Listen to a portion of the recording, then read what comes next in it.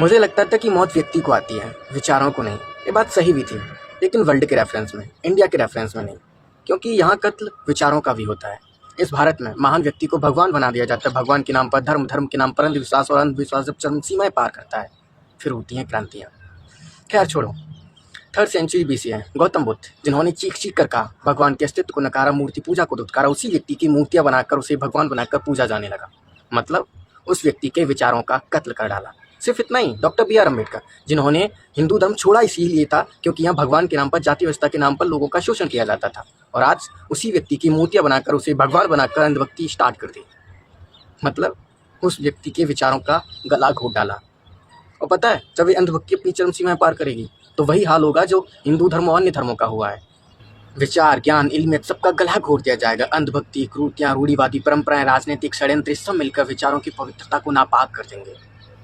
मैं पूरे यकीन के साथ कह सकता हूँ, कुछ ऐसा ही हुआ होगा हिंदू धर्म के साथ, जहाँ महान व्यक्तियों को समाज के कुछ लोगों ने अपने स्वार्थ के लिए भगवान बना दिया होगा, और जिसके कारण विचार, ज्ञान, इल्मियत से ज़माना अनजान रह गया।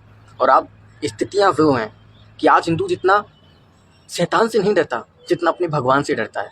क्यों? क्योंकि उसके अंदर एक डर बैठा दिया गया है।